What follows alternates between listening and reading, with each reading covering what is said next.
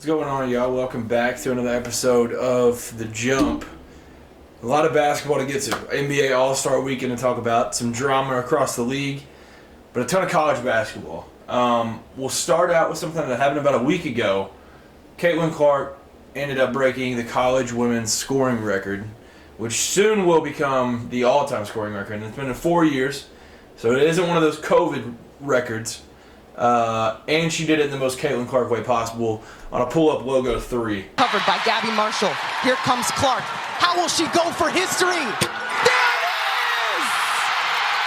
is! With 49, and she had 13 assists. She only needed like 6 or 8 points to get the record, and she just said, all right, I'm go for 49. Why not? She's just a hooper, man. I'll reference her here in a little bit, too, whenever I talk about NBA All-Star Weekend. But continuing on, Rick Pitino. Ricky P, the legend, St. John's coach, obviously, first year there. He says that this season coaching St. John's right now is the most unenjoyable experience he's had while coaching.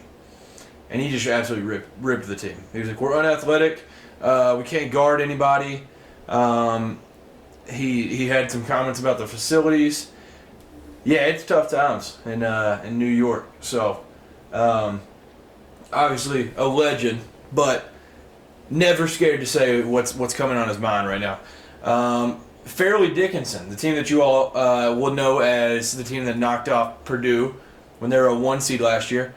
Fairleigh Dickinson and Long Island played about a week ago, and it was delayed due to Fairleigh Dickinson players being stuck in an elevator on their way to the court.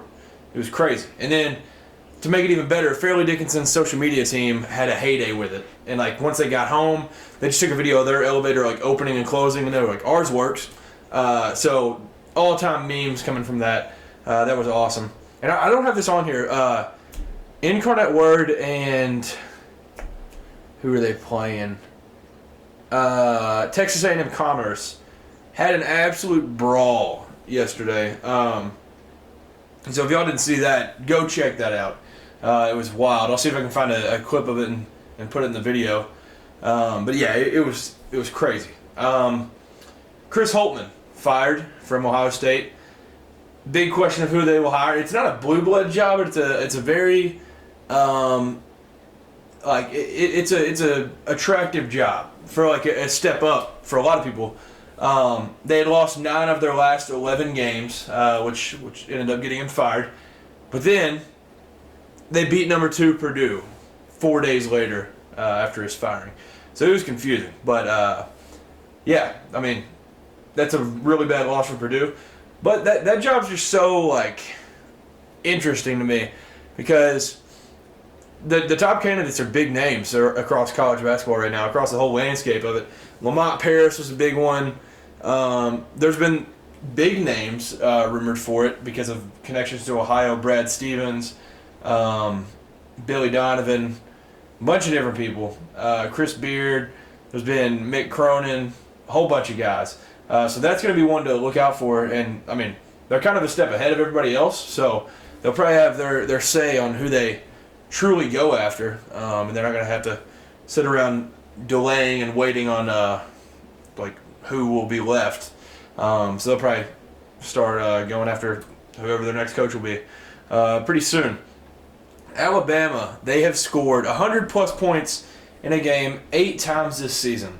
Over the last 30 seasons, the only SEC team to do that more times in a season was the 95-96 Wildcats, which is, for you young people, which I'm also in your group, but I know about this team, that's one of the greatest teams college basketball has ever seen.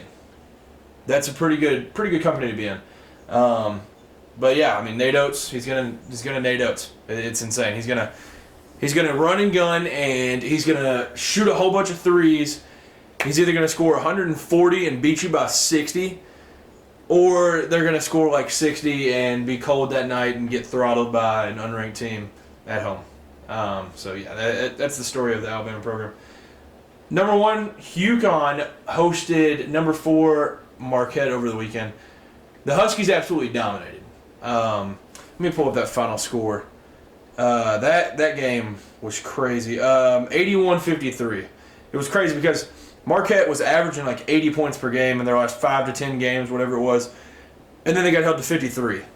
But tonight, as I'm filming this, is a completely different story. They're down at Creighton.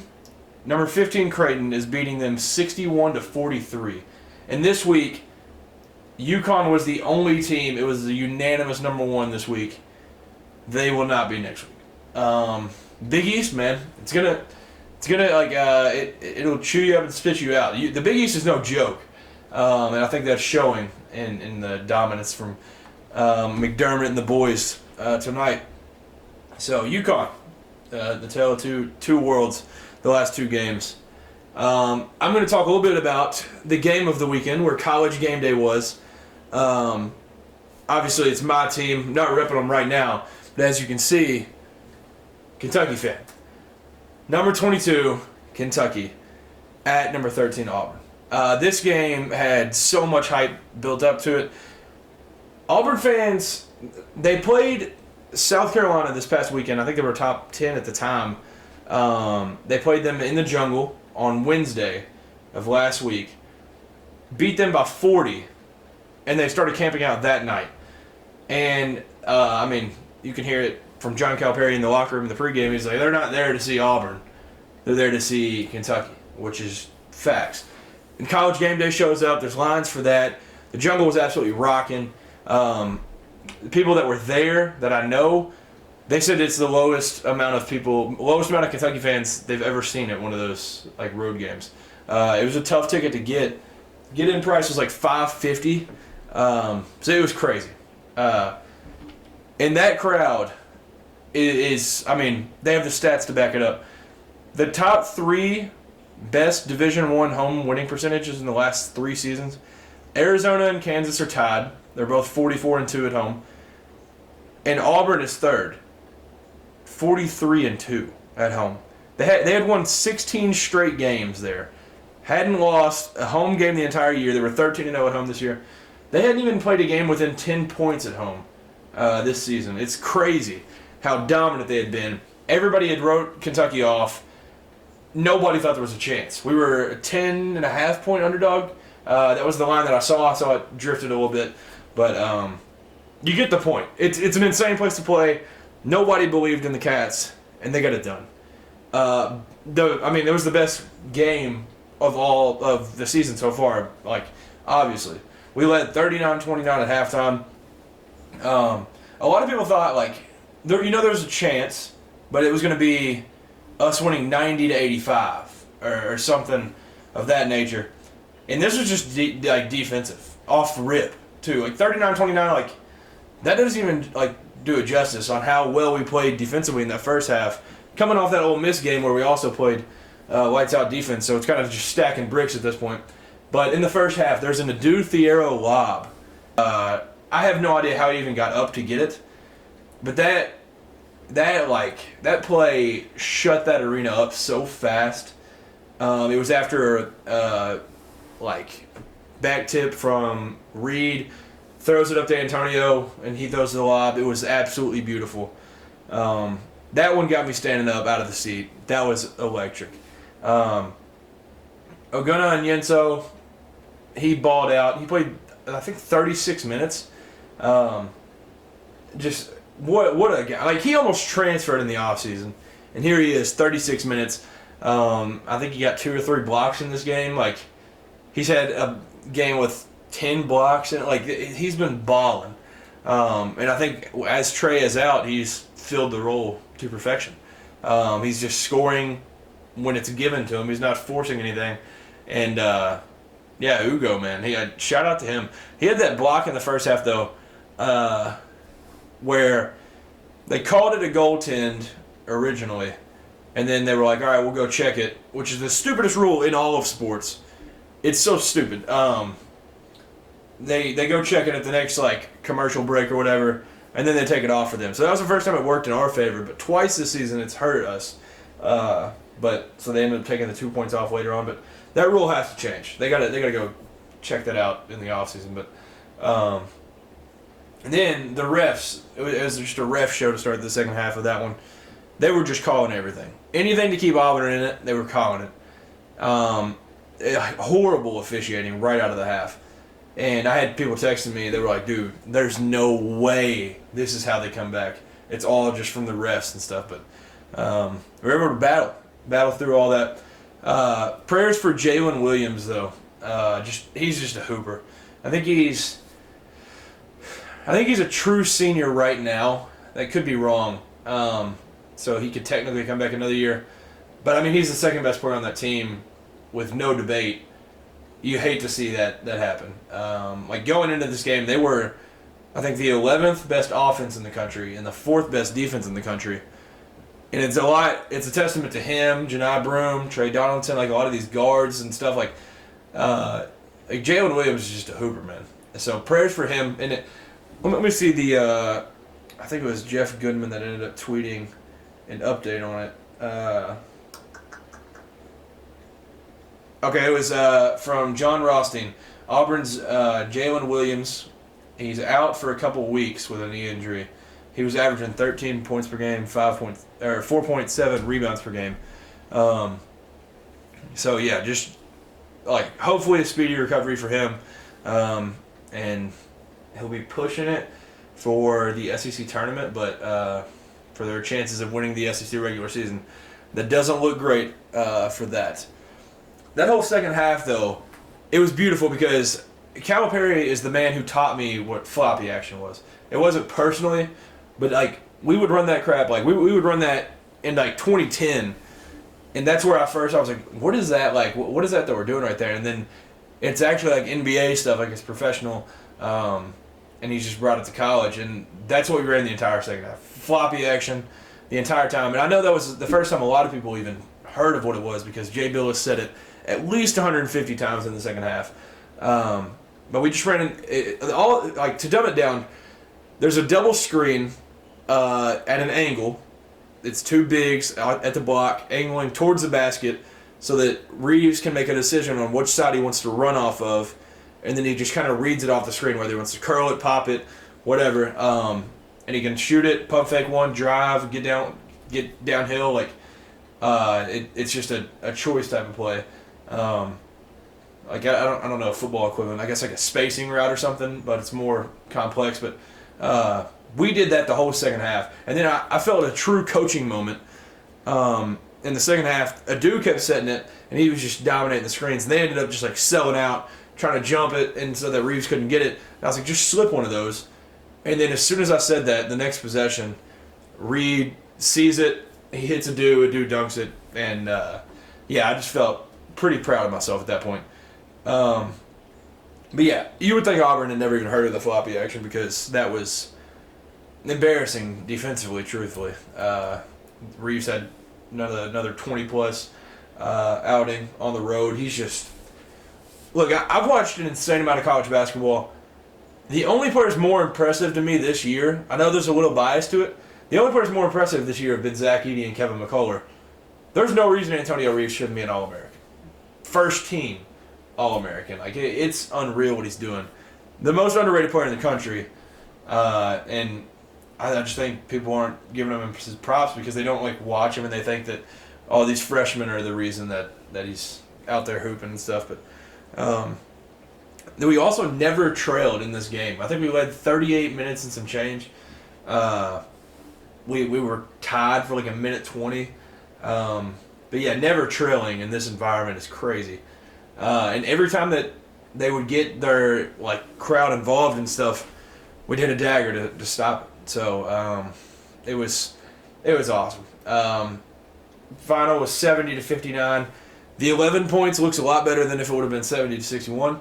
But like I said, first home loss of the season for them. What a defensive outing! Like that was phenomenal. Trey Mitchell on the sideline too. That was amazing. This was just an all-around. I don't want to sound like LeBron or anything right here with like lying about it, but like that morning I felt like one of those things because like in the last few years, like we weren't necessarily like given no chance to win at Kansas 2 years ago, but it kind of felt like there was that aspect to it. We won there, and then we also won. I guess the COVID year at Tennessee, we shouldn't have. Last year at Tennessee and at Arkansas, two of the lowest points in the year right before that, and then we won both of those. So this kind of felt like another one of those situations where it was like, we have nothing to lose. And like Calipari said in the pregame, I like my squad. So there was no lack of confidence in the locker room. But speaking of John Calipari, his postgame show entrance, the press conference, was electric. So if I can get a video of it, I'll put that on here as well. But so we have some people here that are there for a reason. We're gonna make this out to be. Please just lead my players, let them be young and learn, and keep attacking me. I may be the worst in the country. Just attack me and leave these kids alone, okay? Thank you. saying he's the worst coach ever, blah, blah, blah. I like that. I like that type of Cal. But then Bruce Pearl on the other end, his postgame show was ridiculous. He, at least like 3 or 4 times, said there's some plays that we were way too physical on, that Kentucky was way too physical on, that he's got to send into the league. There is no world where you could watch that game and think that we were more physical and we were dirtier and stuff like that. Like, it's ridiculous that he would even try to say that crap. And then late in the game, Ugo is running and accidentally hits this guy in the face. I think it was Baker Mazzara or whatever. And Bruce just raises HELL, just heated about it. They review it, say it was clean, nothing happened, and he's still losing his mind, as if they're going to go look at it again. It was just so stupid. But going forward, I hope I'm not saying all this, and then we have a stinker against LSU. We play at LSU Wednesday night, so when this episode will be releasing, at 9 o'clock. The 9 o'clock, the ugly midweek 9 o'clock road tip-off. Those games are brutal. But at LSU, I mean, they're coming back from down 16 in the second half at South Carolina, who's been a great team this year. So, it's going to be a tough one. But some other games to look forward to this week. We just got this Monday, Monday the 19th, we just got number 6 Iowa State at number 2 Houston. Iowa State didn't score their 4th point of the game until 13 minutes left. Houston won 73-65. Like, that was one of the best. The score doesn't show how dominant Houston's defense was early in that. Like, it felt like Iowa State wasn't going to hit 20 in the game, and they obviously ended up hanging around. And Iowa State, I was a doubter. They fully deserve that ranking. I've only watched 3 of their games this year. This game is the one that made me fully believe in the Cyclones. That one was awesome. Obviously, it was the rematch of Houston's first loss of the year. I think they were 14-0 whenever they went to Iowa State. So they got their week back for that. But number 13 Alabama will go to Rupp Arena, play my Cats on Saturday at 4 o'clock. Number 17 Kentucky will host them. That's going to be an awesome game. Which, about a month ago, we would have thought this over-under would be 250 because of all the scoring that's going to happen. But I don't know. Maybe it'll be different. Maybe it won't be a track meet. So we'll see how that one goes. Number 2 Houston at number 11 Baylor, Saturday at 12. It'll be L.J. Cryer. I think that'll be his first game playing Baylor since being at Houston, I think. That could be horribly wrong and I could sound like an idiot. But I think that's his first one. So he'll probably, I would assume he'd get a warm welcome, but I don't know if it would really work how it does with the NBA and stuff. But shout out to L.J. Cryer for that one. Number 10, North Carolina at Virginia. Virginia just got throttled on Monday by 30. They got 30-pieced in Blacksburg versus Virginia Tech. But never count out Tony Bennett. So they host the Tar Heels Saturday at 4 o'clock. And then a late one on Thursday, so the day after this releases, number 21 Washington State at number 4 Arizona. Thursday, 11 o'clock tip. It's going to be a late one, but that's must-see TV. Washington State's been hooping. And as of right now, that seems like the only 2 teams that are almost locked to be in the tournament. So especially if Washington State can keep building, they'll be fine. One last thing for college basketball. Jay Williams is officially an idiot. That's simple. A lot of you know that. But First thing he said was Kentucky and the Cowboys, same thing. He said the Kentucky Wildcats are just the Cowboys of college basketball. That would make sense if, the Cowboys had won in my lifetime, won a Super Bowl. That would also make sense if they had made the NFC Championship numerous times in my lifetime, which neither have happened. So that just couldn't be farther from the truth. Like that was one of the stupidest things, and it's not even like it doesn't bother me because he got enough like heat from like national media saying how stupid that comment was. So he got his payback for that. And then he said Caitlin Clark he can't consider her great yet because she hasn't won a championship. Which if that is your level of telling if somebody is great, then you have a horrible outlook on sports. She single-handedly wheeled Iowa to the championship last year, where they lose to an absolute juggernaut in LSU. Those two things. He also said DJ Wagner should have went to Louisville because he would be better there or something. He said that earlier in the year, but yeah, Jay Williams, confirmed idiot. NBA All-Star Weekend. We had the celebrity game. I didn't know 95% of the people that were in this game. I knew like 4 people. It was crazy. Like Micah Parsons absolutely dominated, which they need to get, like if they're going to have like Micah, like they had CJ Stroud, but they need to get like DK in there. Like DK's been hooping in it. They kind of need to match the size on that spectrum. But yeah, I barely knew any of these people. It was a little awkward when I went to go look at that list. But 3-point contest, Damian Lillard won. He was the first back-to-back 3-point contest champ since Jason Capono, I'm assuming that's how it's said, in 07-08. Don't know who that guy is. But Damian Lillard, shout out to him. First back-to-back 3-point contest. Steph versus Sabrina. This was absolutely electric. This needs to happen every single year. And I referenced Caitlin Clark multiple times already. She's got to be in it next year. Like, whether it's like Steph and Dame versus Caitlin and Sabrina, whatever it is, it's going to be awesome. Sabrina only missed 1 shot in her first 2 racks. Like, she was hot off rip. But Steph ended up winning 29-26. So he was able to take that home. But to be fair, Sabrina is out of season currently, so it's her off season. So Steph's got a little benefit there, but it was cool. It was super sick. That's definitely got to continue. The dunk contest officially washed. So Jacob Toppin was in it, former Cat. He got screwed the first and the second round because doing 360 reverse between the legs is less impressive than jumping over 4'2" Kai Cenat sitting down. Shout out Kai Cenat though. He's won streamer of the year the past 85 years, but that was a stupid dunk. We had dudes jumping over Shaq getting the same amount of points as he did for jumping over Kai. So that was crazy. So Jacob Toppin just got screwed out of it.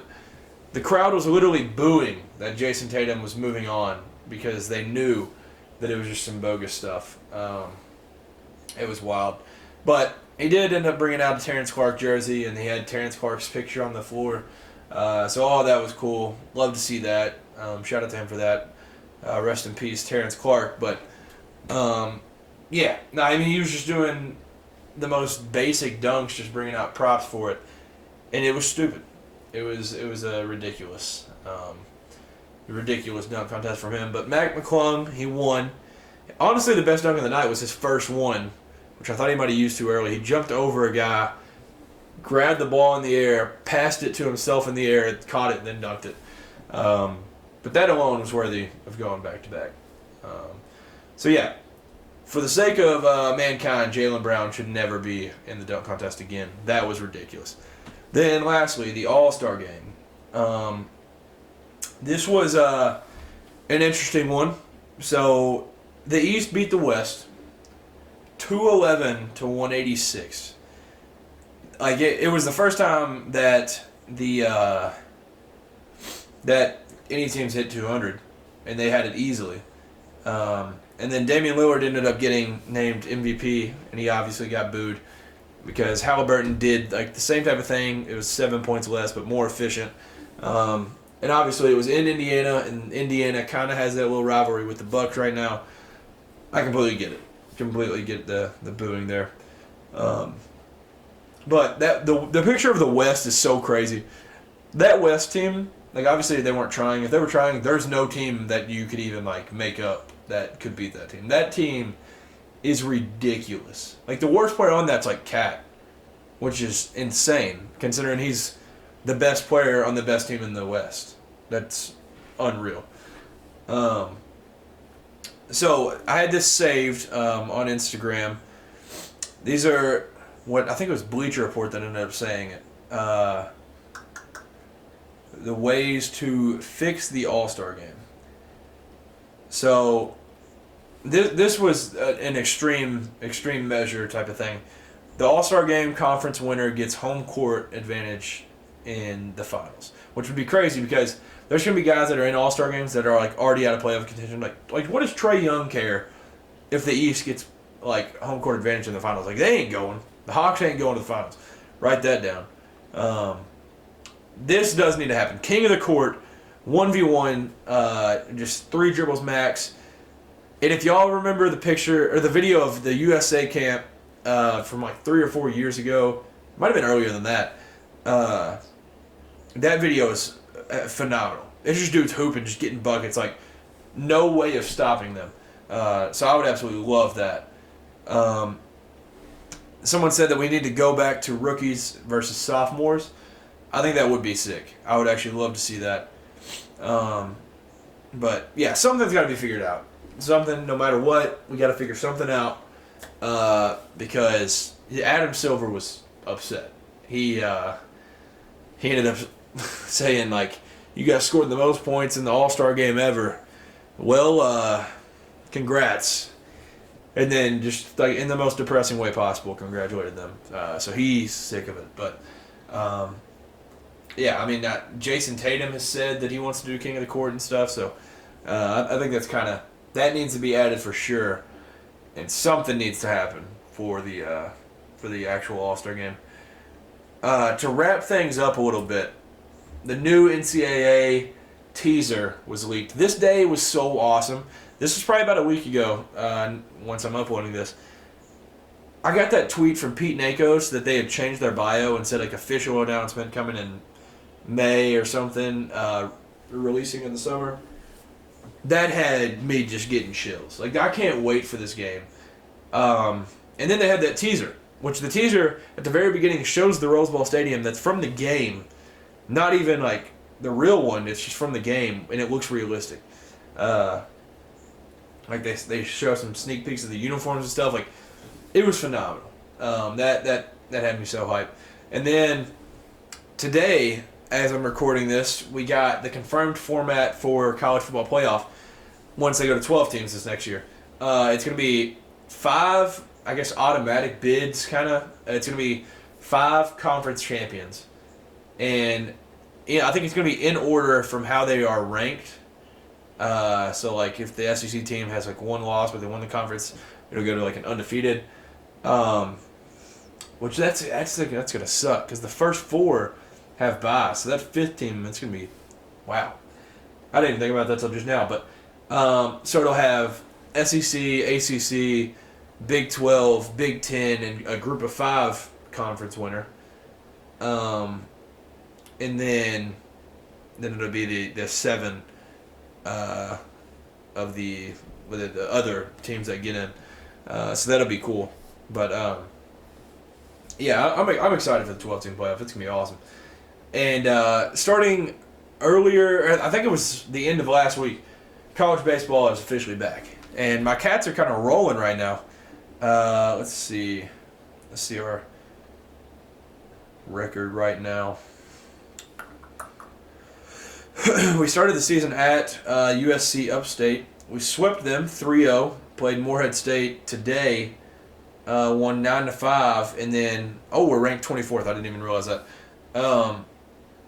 And then this Friday, we're in the Carbatch Round Rock Classic, whatever that is.